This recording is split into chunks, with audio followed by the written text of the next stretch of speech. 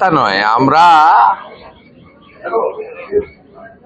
মূলত নবনির্বাচিত বিধায়কদের সঙ্গে প্রশাসনের সমন্বয়কে জোর দিয়েছি। আমরা জোর দিয়েছি উন্নয়নে এবং অধিকাংশ গ্রাম পঞ্চায়েত এবং পৌরসভার লোকেরা পালিয়ে গেছে, কেউ তাদের তাড়িয়েও দেয়নি। ওদের মধ্যে দুটো গ্লানি কাজ করছে, একটা হচ্ছে ছাপ্পা মেরে জিতেছে তো মানুষের ভোটে যেতে, আর দ্বিতীয় হচ্ছে আবাস যোজনা থেকে শুরু করে ঠিকাদারদের কাছ থেকে এত অগ্রিম নিয়ে রেখেছে যে বিপর্যয়, রাজনৈতিক বিপর্যয়, টাকা ফেরত দিতে হবে, সেই জন্য পালিয়েছে ওরা। কিন্তু পঞ্চায়েত পুরসভা বন্ধ থাকার জন্য সাধারণ মানুষের অসুবিধা হচ্ছে। আমরা আজকে বলে দিলাম যে পঞ্চায়েতের সচিব আছে, সচিব কাজ করবেন, পঞ্চায়েত অফিসকে অচল করে রাখার কোনো অধিকার কোনো ব্যক্তি বা কোনো দলের নেই। পঞ্চায়েত সমিতির তো এক্সিকিউটিভ অফিসার হচ্ছেন বিডিও, তিনি কাজ করবেন। আমাদের সমস্ত স্কিম চালু করতে হবে। তৃতীয়ত, কেন্দ্রীয় সরকারের সমস্ত স্কিমে যুক্ত হয়ে গেছি আমরা, তার সুফল যাতে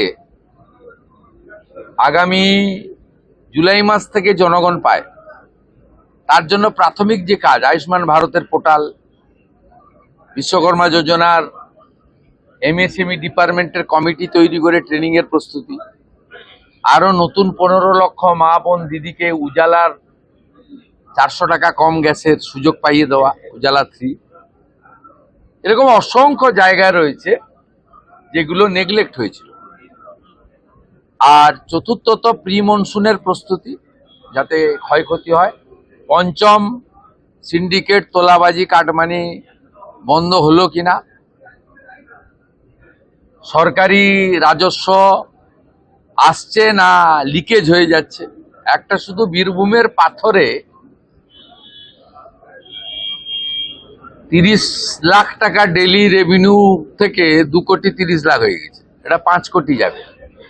ওখানে রেভিনিউ লিকেজ ছিল ডেলি 5 কোটি, মাসে 150 কোটি, বছরে 1800 কোটি।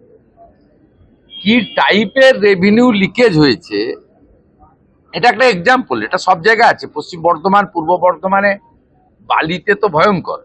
সাথে সাথে এটাও আমরা বলে দিয়েছি, প্রয়োজন হলে বালির রেট বেঁধে দিন, যাতে এই অবৈধ ঘাট বন্ধের সুযোগ নিয়ে সোনামুখীতে 8,000-এর বালি 16,000 বলছে, যাতে সাধারণ গরিব মানুষের কাছে বিজেপি সরকারের ভাবমূর্তি খারাপ হয়, এই চক্রও কাজ করছে।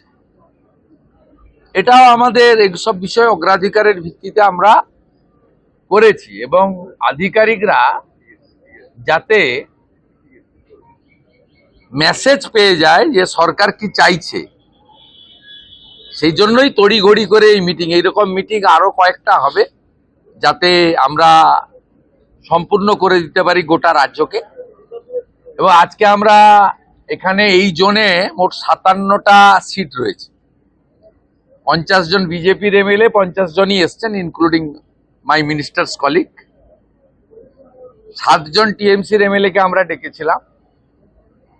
কালকে মুরারইর এমএলএ আমাকে মেসেজ করেছিল যে আমি আসবো, সম্ভবত আসেনি না, ঠিক আছে।